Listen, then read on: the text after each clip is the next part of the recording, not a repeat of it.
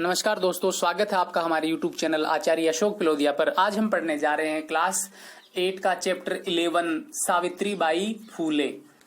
सावित्रीबाई फूले का नाम महिलाओं के लिए सदा अमर रहेगा। उन्होंने बालिकाओं के लिए बहुत कुछ किया और आज समाज सावित्रीबाई फूले का नाम बहुत सम्मान के साथ लेता है।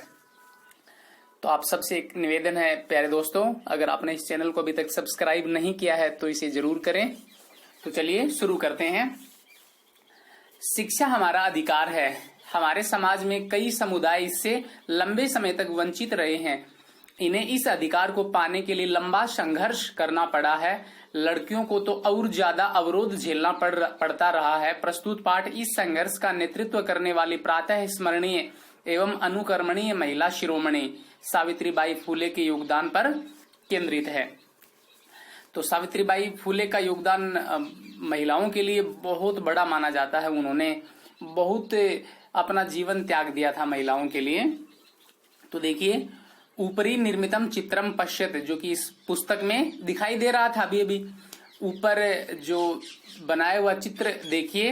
इदम चित्रम कस्याश्चित पाठशालायाः वर्तते।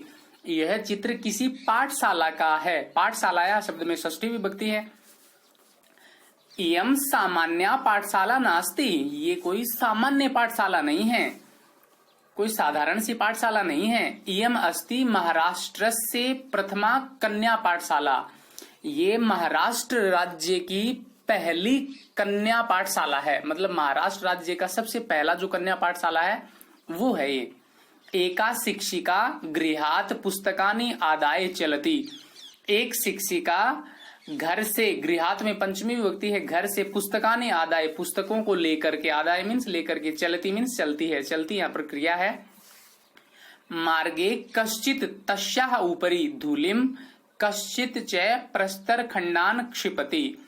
और रास्ते में कुछ लोग उसके ऊपर धूल फेंक रहे हैं और कुछ लोग प्रस्तर खंडान, पत्थर के टुकड़े, क्षिपति, फेंक रहे हैं।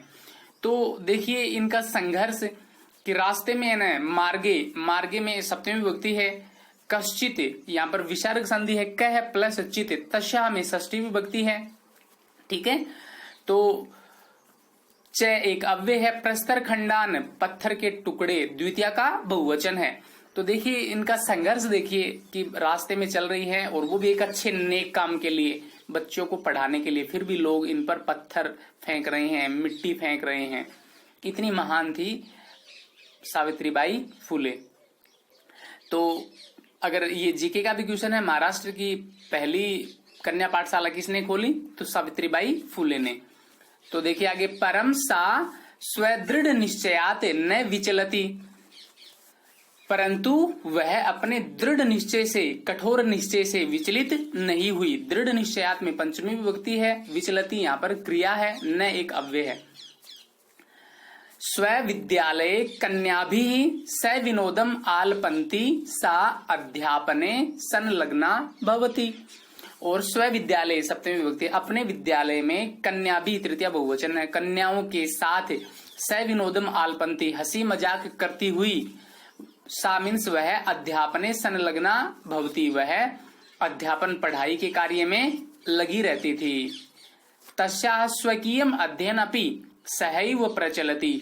और उसका स्वयं का अध्ययन भी साथ में ही चलता था। सहैव यहाँ पर वृद्धि संधि है, सह प्लस एव। ठीक है, केयम महिला, केयम कौन है ये महिला, केयम शब्द में गुण संधि है, का प्लस इयम। अपि यूयम इमाम महिलाम जानीते। क्या आप इस महिला को जानते हैं। इयम एव महाराष्ट्र से प्रथमा महिला शिक्षिका सावित्रीबाई फूले नामधेया। यह ही महाराष्ट्र की पहली महिला शिक्षिका सावित्रीबाई फूले है। तो इयम एव, इयम मीन्स यह स्त्रीलिंग शब्द है, एव मीन्स ही एक अव्यय है, महाराष्ट्र से षष्ठी विभक्ति है। ठीक है, और उसके बाद महिला शिक्षिका, प्रथमा महिला, विशेषण विशेष से है। ठीक है, और प्रथमा विभक्ति है इसमें। ठीक है, तो ये सारे शब्दों का आपको विश्लेषण बताया मैंने। तो इससे पहले वाली लाइन में अपि यूयम इमाम महिलाम जानीत प्रश्नवाचक चिन्ह है, क्या आप इस महिला को जानते हैं। यूयम शब्द करता है यहाँ पर, तो उसके अनुसार जानीत क्रिया का प्रयोग हुआ है। आगे देखिए, जनवरी मासस्य तृतीय दिवसे 1831 तमे ख्रीष्टाब्दे महाराष्ट्र से नाए गांव नामने स्थाने सावित्री अजायते। और सावित्रीबाई का जन्म कब हुआ वो भी आपको पता चल गया कि जनवरी महीने की 3 तारीख को और 1831 ईस्वी सन में महाराष्ट्र के नायगांव नामक स्थान पर सावित्रीबाई का अजायत मीन्स जन्म हुआ था। तस्याः माता लक्ष्मीबाई पिता च खंडोजी इति अभिहितौ। तस्याः षष्ठी विभक्ति है, उसकी या उनकी माता का नाम लक्ष्मीबाई और पिता खंडोजी इति अभिहितौ। अभिहितौ मीन्स कहे जाते हैं, तो उनकी माता लक्ष्मीबाई और उनके पिता खंडोजी कहे जाते हैं। नव वर्ष देशिया सा ज्योतिबा फूले महोदयन परिणीता। और मात्र 9 वर्ष की उम्र में ही वह ज्योतिबा फूले महोदय के साथ उसकी शादी हो गई थी। ठीक है, तो मात्र उस समय 9 वर्ष ही उनकी उम्र थी। उस समय बाल विवाह ज्यादा हुआ करते थे। सोपि तदानीम 13 वर्ष कल्पः एव आसीत। और सोपि यहाँ पर उत्तो विसर्ग संधि है, सह प्लस अपि, वह भी, कौन, ज्योतिबा फूले महोदय, वह भी तदानीम उस समय 13 वर्ष कल्प, मात्र 13 वर्ष के ही थे। यतो ही सह स्त्री शिक्षायाः प्रबलः समर्थकः आसीत्। यतो ही मीन्स क्योंकि, एक अव्यय शब्द है, सह स्त्री शिक्षाया, वह स्त्री शिक्षा का प्रबल समर्थक था। अतः सावित्र्याः मनसि स्थिता अध्ययनाभिलाषा उत्साहम प्राप्तवती। इसीलिए सावित्रीबाई फूले के मन में जो अध्ययन की जो अभिलाषा थी वो उत्साहम प्राप्तवती, वो उत्साह को प्राप्त हो गई। मतलब उनको वैसा ही पति मिला जैसा वो चाहती थी, और उनकी सबसे प्रमुख इच्छा थी कि वो पढ़ना चाहती थी और स्त्रियों को, बालिकाओं को पढ़ाना चाहती थी। तो वैसी ही सोच रखने वाले उनके पति थे। तो अध्ययनाभिलाषा, अध्ययन प्लस अभिलाषा, यहाँ पर दीर्घ संधि का प्रयोग हुआ है। ठीक है, इतः परम साग्रहम आंग्ल भाषाया अपि अध्ययनम कृतवती। और इतः परम, इसके अलावा सा मीन्स वह, साग्रहम आग्रह पूर्वक, आंग्ल भाषाया अपि अध्ययनम कृतवती। और इसके बाद उन्होंने आग्रह पूर्वक भी अपने पति से आग्रह करके आंग्ल भाषा मीन्स अंग्रेजी भाषा का भी अध्ययन कृतवती मीन्स किया। तो यहाँ पर देखो, आंग्ल भाषाया शब्द में षष्ठी विभक्ति है, अपि भी एक अव्यय है, अध्ययनम द्वितीय विभक्ति का एक वचन है, कृतवती यहाँ पर क्रिया है। साग्रहम, सा प्लस आग्रहम। ठीक है, दीर्घ संधि का यहाँ पर प्रयोग हुआ है। तो इतः है परम, ये दोनों अव्यय शब्द हैं जो कि यहाँ पर प्रयोग में लिए गए हैं।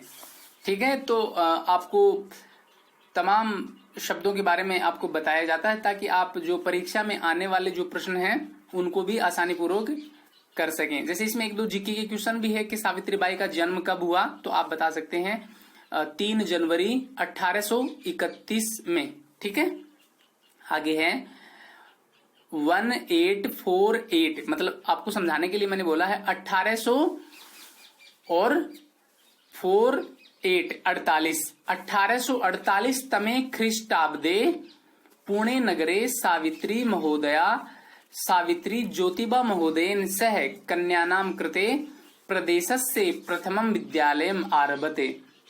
और 1848 ईस्वी सन में पुणे नगर में सावित्री ने ज्योतिबा महोदय के साथ, अपने पति के साथ कन्याओं के लिए प्रदेश का पहला विद्यालय प्रारंभ किया। तदानीम सा केवलम 17 वर्षीया आसीत। और उस समय वह मात्र 17 वर्ष मतलब 17 वर्ष की थी। 1851 तमे ख्रीष्टाब्दे अस्पृश्यत्वात् तिरस्कृतस्य समुदायस्य बालिकानां कृते पृथक्तया तया अपरः विद्यालयः प्रारब्धः। और 1851 ईस्वी सन में अस्पृश्यत्वात् जो अछूत और जो तिरस्कृत समुदाय की जो बालिकाएं हैं उनके लिए अलग से एक विद्यालय प्रारंभ किया। क्योंकि आप सभी जानते हैं उस जमाने में जो छुआछूत की परंपरा थी, ऊंच नीच की परंपरा थी, वो अधिक ज्यादा बलवती थी। इसीलिए जो निम्न जात की जो महिलाएं थी उनको अस्पृश्य समझा जाता था, उनसे अलगाव रखा जाता था, उनका तिरस्कार किया जाता था। लेकिन ये सावित्रीबाई नहीं करती थी, वह उनको भी उनके ही समान समझती थी, जो कि सही था उनका निर्णय।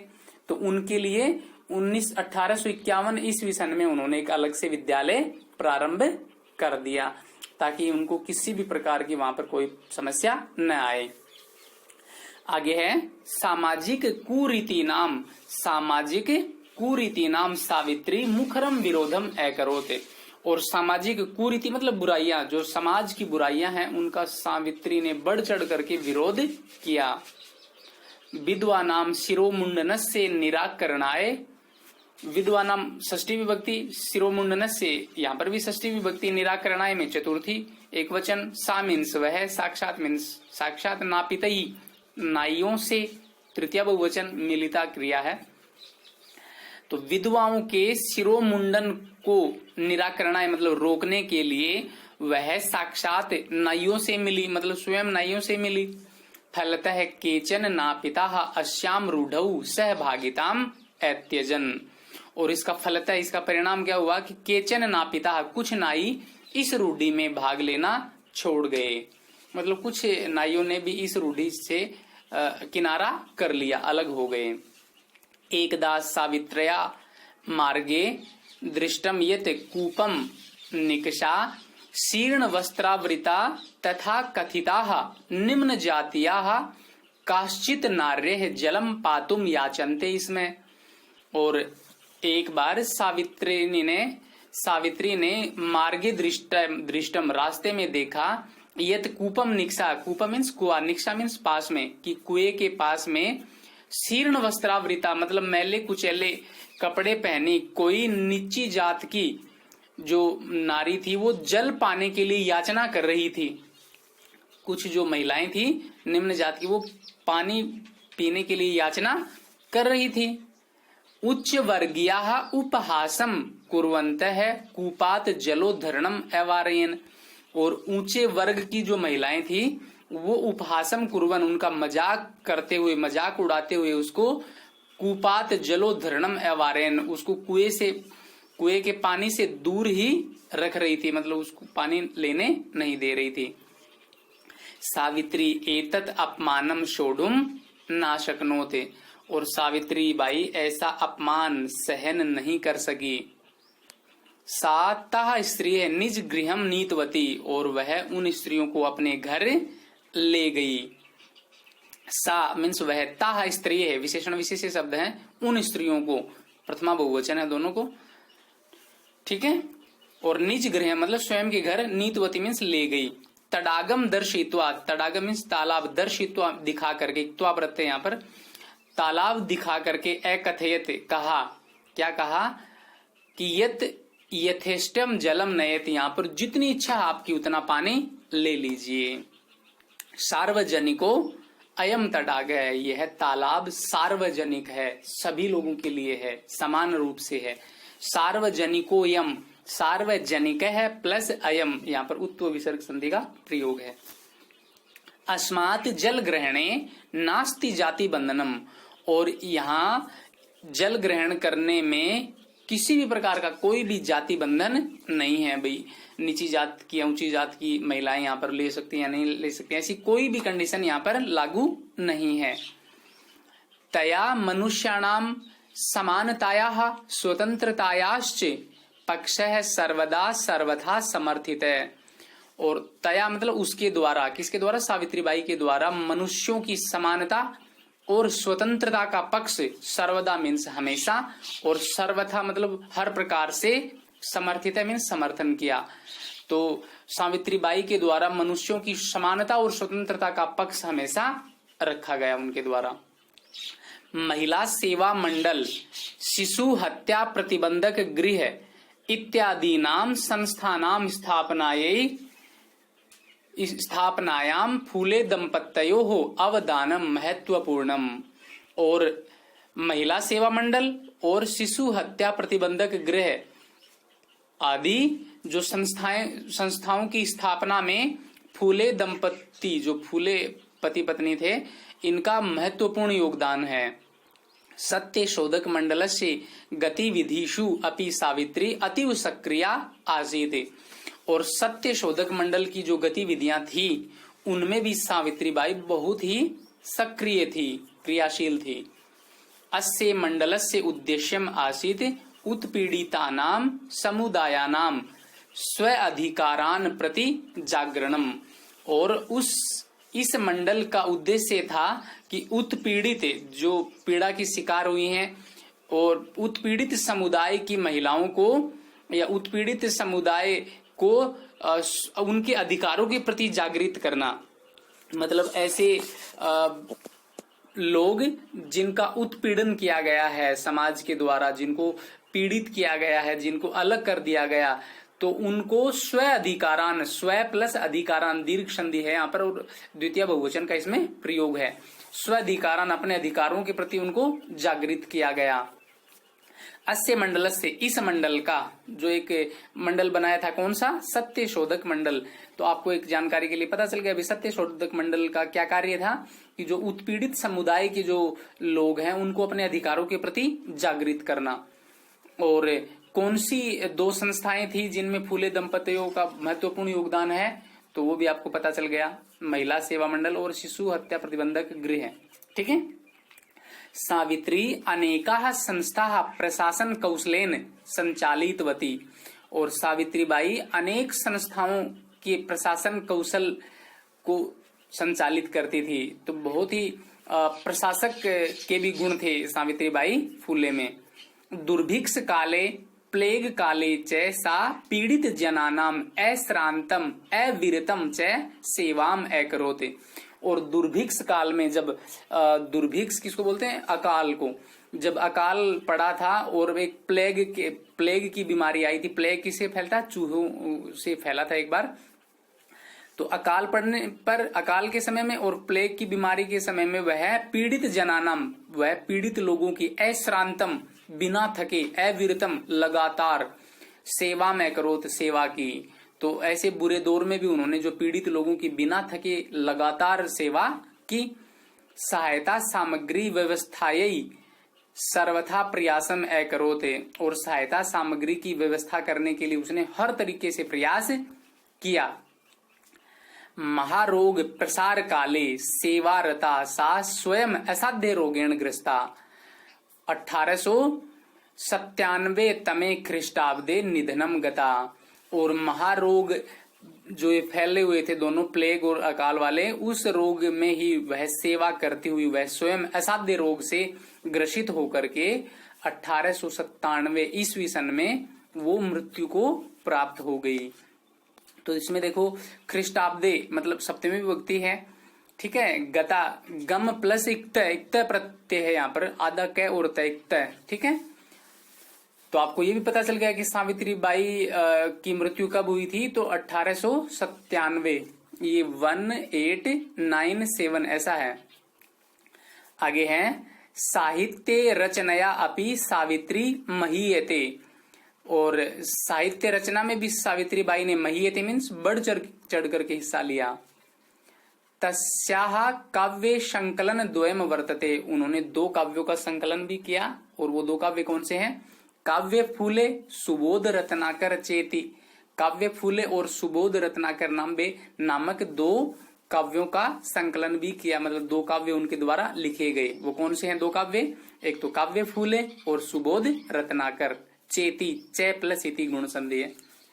अस्माकं देशे महिलोत्थानस्य गहनावबोधनाय सावित्री महोदयायाः जीवनचरितम् अवश्यम अध्येतव्यम।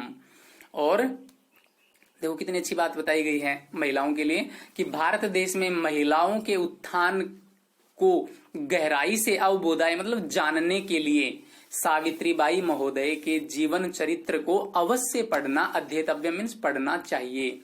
तो भारत देश में महिलोत्थान से दीर्घ गुण संधि, यहाँ पर गुण संधि महिला प्लस उत्थान से षष्ठी विभक्ति का प्रयोग है। तो भारत देश में महिलाओं के उत्थान को गहराई से जानने के लिए चतुर्थी विभक्ति है, सावित्रीबाई महोदया के जीवन चरित्र को अवश्य पढ़ना चाहिए। सावित्री महोदया यहाँ पर षष्ठी विभक्ति का प्रयोग हुआ है। तो प्यारे बच्चों, मुझे उम्मीद है आपको ये पाठ बहुत अच्छे से समझ में आया होगा।